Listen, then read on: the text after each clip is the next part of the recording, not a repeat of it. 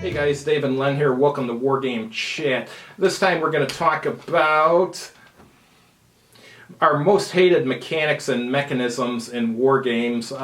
Conflict Magazine came up with this idea, and it's a good idea for a video. But first, I'm going to answer a question that I was asked recently. What's that blue felt in most of your videos? Well, there's a story behind that. When I first started this channel, I tried shooting the video of the games on a table and there was an echo. So I got a green U.S. Army poncho liner and put down on the table, and it stopped the echo significantly. And then after a while I noticed there still was a slight echo, so I tried this blue blanket I had that I would use for naval war games.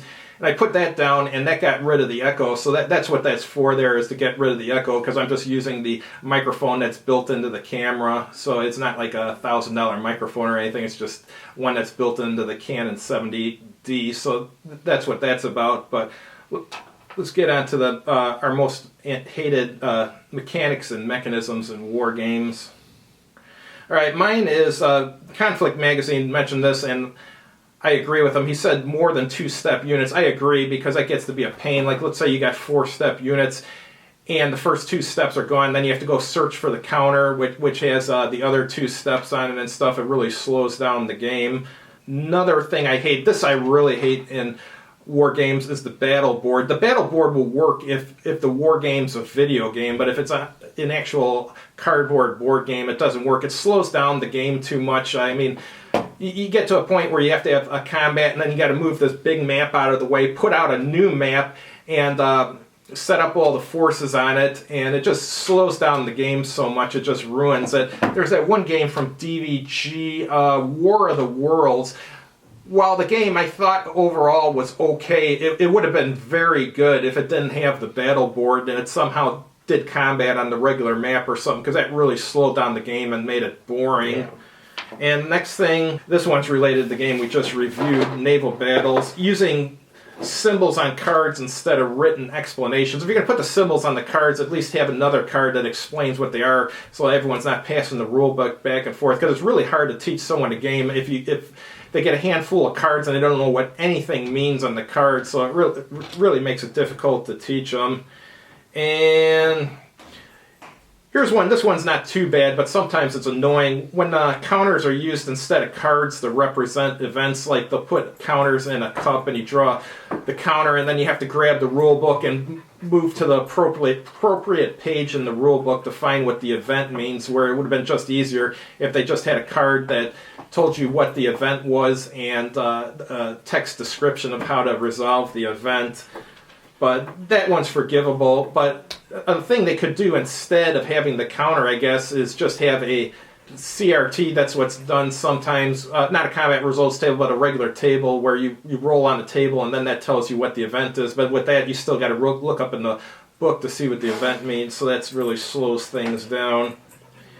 And one unit, here's one. This one seems to work in small war games with only a small number of forces, but with a lot of forces it just ruins the game. It's the 1 unit activation at a time, meaning that there's a ton of impulses. So the first impulse, I either move or attack with a unit or whatever, and then the next guy, it's his turn, he moves or attacks with 1 unit. But the problem is, if each side has 35 tanks on a side, that's 70 impulses in 1 turn, which is insane. I mean, that just ruins the game. If you have a game where you only have like 6 counters or 8 counters on a side, you can get away with that. That actually works. But in a larger game, it just destroys it. What's on your list? Okay, first thing I don't like is simultaneous movement. Luckily, I haven't seen this in a while, but I'm bringing this up to discourage anybody who's thinking about it. Next is what I call random initiative rolls, where you just, roll for initiative, and who's got the highest die roll wins. To me, initiative has to be earned. You should have an advantage where, maybe one side's better, so it gets a plus 1 roll because it's better. Or if you capture a certain location, you get a plus 1. Also, I'm beginning to really hate the pick a card or pick a chit system, because with that you could start counting the activations, and you're saying to yourself, gee, he has 3 activations, he's already used 2, and I got 3 left.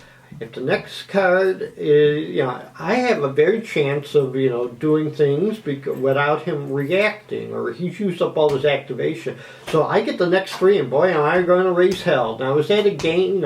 Is that part of the strategy? Is that, I don't know. But I just don't like it. It's too gimmicky. In fact, my suggestion is if you have operational or strategic games, go back to the I Go, You Go system. Don't bother with roll for initiative. Maybe roll for initiative is good for tactical or skirmish games. Stacking, rethink your game if you have more than 2 units on a stack.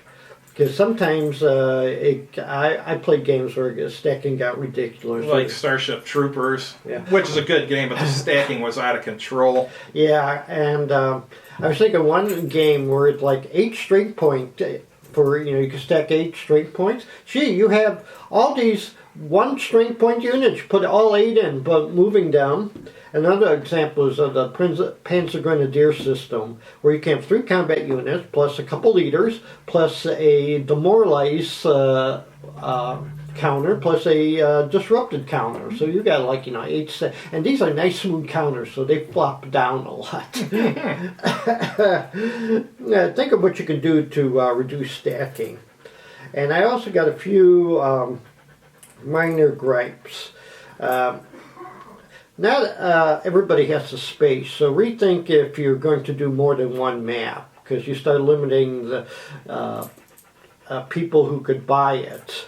Of course, I was thinking nowadays a lot of wargamers own their own home, so instead of having a bar in the basement with a pool table, you have this big table where you can play 2 or 3 games maps. So that's maybe not be a big issue with some people. We need less calculating for combat factors. It was fun in the early days where you count up the factors, then you, both sides, then you determine the ratio, and then you roll on the combat results table. Well, we're getting old and cranky. So, maybe something like, I got 4 strength units, I roll 4 dice. And if it gets a 6, you take a hit, buddy. Or, maybe...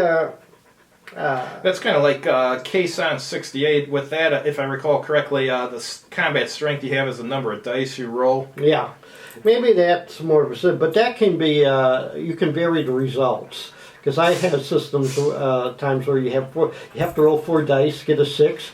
Well, 3 of them are a hit. Mm-hmm. Or you have 6 dice to... and you need a 6 to get a hit, and you roll it, and none of them are a 6. So... And also, I noted that counters nowadays are thicker and larger than they used to be. So Thank God. I want to encourage that. The only time I have problems with small counters is when I'm playing an old game. But I thankfully that's gone out of style, and I think the counters nowadays tend to be easier to read. Yeah, they definitely are. The writing's bigger now, and usually the contrast on the counter is pretty good too, so it's definitely easier to read. They have something like that. We'll have a colored stripe on the top, so you denote know which corps it belongs to, and which of course makes things who's under the command, so it makes things better. Yep. So that's my complaints. All right, guys. We'll have a new episode for you next week. Have a good evening.